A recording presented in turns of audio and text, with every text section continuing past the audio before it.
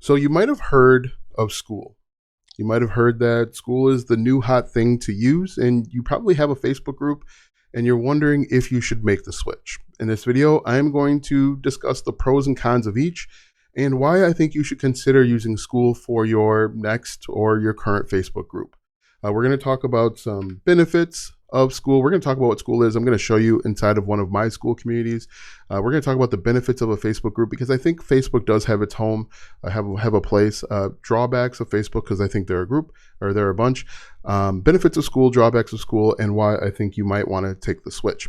Now let's go ahead and talk about Skool. Skool is an online platform. I like to call it a combination of a Facebook group and an online course community, a paid community like Kajabi or Mighty Networks. As you can see, this is one of my Skool communities, currently at 469 people. And what I like about Skool is its simplicity. Okay, and I'll compare this to Facebook in just a moment.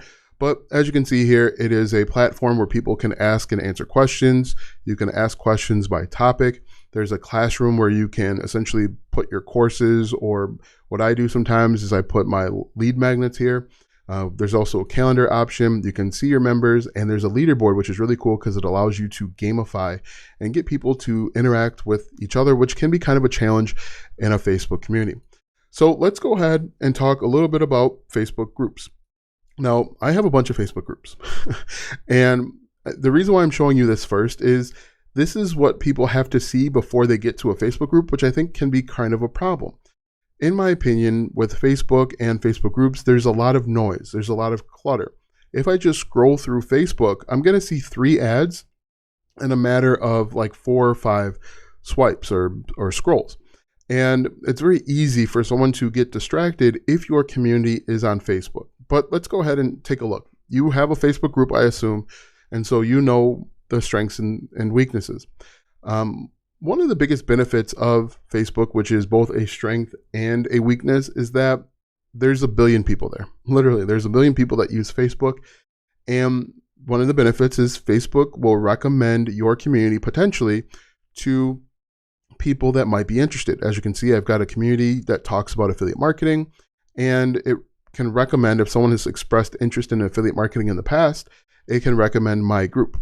One of the challenges, quite honestly, is with Facebook, you've got to play the algorithm game. You've got to figure out what Facebook wants. They don't want links, and so you've got to be careful with the links that you post.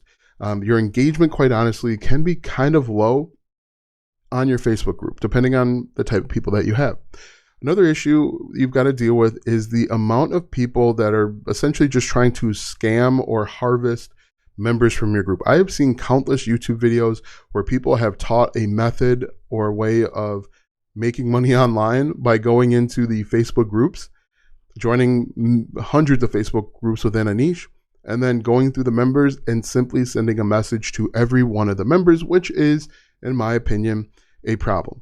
But Facebook has and can be a really good platform to find people. You can also run ads to Facebook groups now, depending on the group. So that can be a great way to start building a community. Another benefit, like I said, everybody's here. You can put your courses inside. You can hold live events inside your community. People are comfortable and familiar with Facebook. It's a part of their daily life. And so getting people to join your group can be really, really simple, but keeping people engaged and enrolled can be kind of a challenge. So you can see here, this is my Facebook group. It currently has about 33,200 members, give or take. A lot of people use Facebook groups as a way of supporting their paid community or their paid members, but you can do the same thing with Skool. So pros, everybody's using it. Everybody's familiar and comfortable with it. It's not a new learning curve. You can put files in media. You can go live.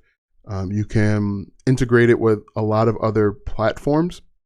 And so people are used to it. Like I said, one of the drawbacks is the large number of people that are essentially just trying to scam and take from the group. Not so many people that give. So that is a brief overview of a Facebook group. Now let's take a look and talk about the pros and cons of a Skool community, because a Skool community has a lot of pros, but it also has a few cons as well that we're going to talk about. So one of the things that I like about the Skool community is it's simple, it's clean.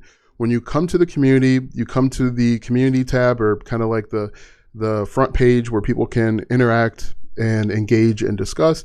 And it's very clean. It's very simple. What I think will happen in the coming weeks or months is they might probably start running ads, so this will be less clean. But I think it allows people to focus. You can go straight here and ask questions and get the help that you're looking for.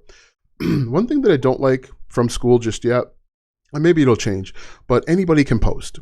And so if you are new to the community and you're a spammer or scammer, you can just roll in here and make a post to try and harvest people.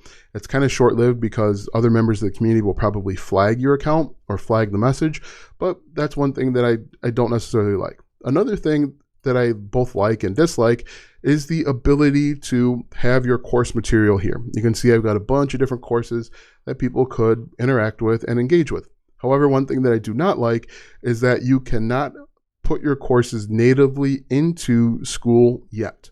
For example, this is a link from Vimeo. You can use Vimeo, Wistia, or YouTube. So if you have a YouTube channel, it's not that big of a deal, but it's just kind of like another step that you have to take when it comes to using Skool. It's something to be aware of. I'm not a huge fan of it, but it is what it is. It's a new platform. You understand they probably don't have the money and the backing to host their own courses just yet because they need a bunch of servers to do that. So I understand. But this is basically what the inside of a course or classroom looks like. The next thing is calendar. You can actually have a full interactive calendar, which is a benefit, but the drawback is, quite honestly, you can't have live video, or you can't host live video inside of the Zoom community or inside of the Skool community. You've got to use a third party like Zoom. As you can see here, this would be a Zoom link. If you look at my coffee hour, this is a Zoom link, which again, people are comfortable with using Zoom, but I don't like having to interweave 3 or 4 platforms in order to make things work. If we were looking for a reason to stay with Facebook, you essentially can do all of this within Facebook without a huge issue. But let's talk about something that is really cool inside of Skool that is not yet available on Facebook. It's called gamification. Now, what people can do is they can earn points to move up the virtual ladder, okay? And the more points a person earns, the more that they can unlock, and that's called gamification. So what I could do is I could have different courses. I could have maybe one-on-one coaching or group coaching. As people unlock different levels, they could get access to more of me. And basically, in order to get points, you have to get likes. So you make a post where people appreciate the post and it's very, thought-provoking. You get points. And the more points you get, the more you move up. As you can see, I'm on level 6 in my own community. I need 1,100 points to move up to my level 7. But everyone starts off at 0. To unlock the first level is really simple. But what I really like most about the point feature is before people can start sending direct messages to other members of the group, there's a setting that you can turn on that makes it so that they have to get to level 2. So before they can start spamming people, if that's what their end goal is, they have to achieve enough points to interact enough within the community in order to earn the right to spam. Now, it actually turns a lot of people away. I'm sure that there will be bots that are on their way to have a workaround. But right now, I think one of the best features is it's very difficult, and it's a new feature to spam. So let me just show you a few other cool things within Skool community to help you make the best choice. You have a dashboard. Every community, you have the choice between toggling between free and paid. You can actually bounce between. And the other cool thing within a Skool community is you can change the price. So if you want to start off at $9 per month and then increase it every single month, you have the ability to do that. Now, let's say someone comes in under the free community and you change it to $100 per month. You would not force people to then pay you $100 per month. You come in at whatever level you paid or got access to. You can see here, you can get the payouts. Obviously, this is a free community. There are no payouts. You can invite people in a variety of ways. You can use Skool as like a landing page. There's a bunch of different ways that you can use Skool. You can use Skool as a landing page to collect names and emails. You can use Skool as a way to funnel people to your high ticket offer or to other paid communities. You can see here, You have the ability to make it public or private. What I encourage you to do is make your Skool community public so that it can be discovered both in search engines and on the Skool platform. So one cool thing, and I'll show you in just a moment, with Skool is that your community can actually rank in the Skool ecosystem. And I'll show you that in just a second. Subscriptions, all 469 people are in my free community or on the free plan. You can add different categories or sections. It integrates, and this is what's really cool, what I really like. You can ask members questions, so you can ask for their email address. You can make sure that they are aware of the rules. This integrates with Zapier or Zapier, so if someone purchases something through your, through let's say Go High Level or ClickFunnels, you can actually automatically add them to the community or invite them to the community.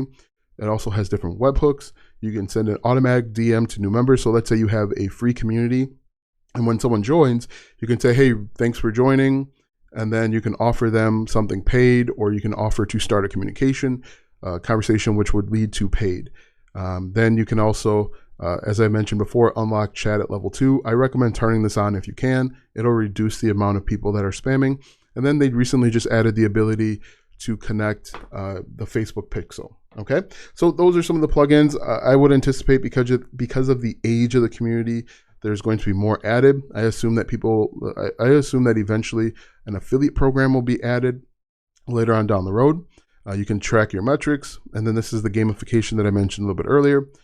This gives your community the ability to be discoverable, and then you can add in links if you want, and then so on. So let me just show you really quick one of the coolest things that I like. If you click on Discover Communities and you just type in your niche or a keyword within your niche, like woodworking, like this, you can see that these communities rank in all of Skool. So this $49 per month community ranks at 92. So if someone was interested in woodworking and they were looking for a new group, they could type in their niche and see that they have 4 options. And I also think that this is the opportunity with Skool.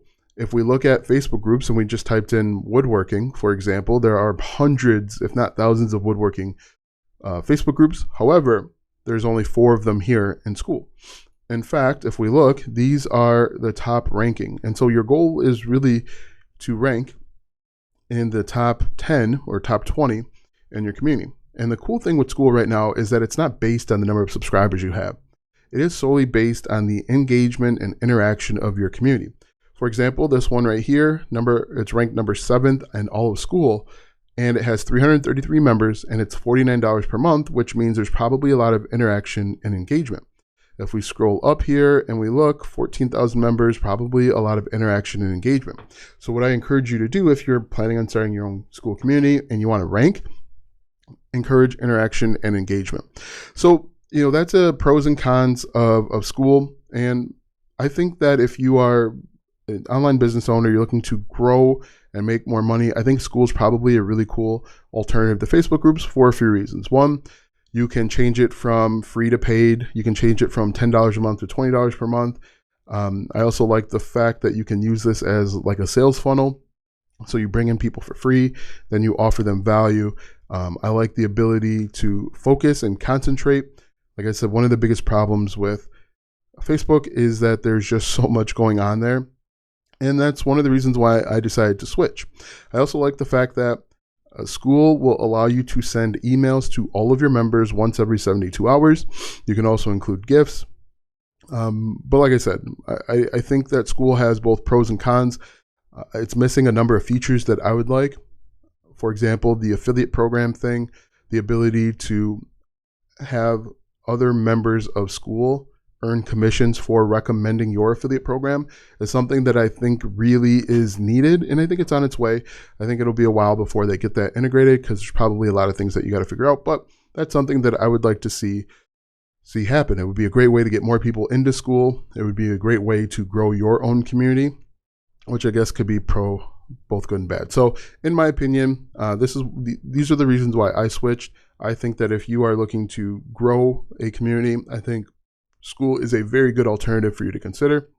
If you are looking to build your own Skool community and you need assistance, if you use my affiliate link, I will work with you one-on-one for 1 hour to offer you any insight and anything that I've learned along the way. So if you want to get started with Skool, go ahead and click the first link in the description. And if you get started using my link, I can see who uses it and who gets started. We'll work one-on-one together, and I'll help you build your community.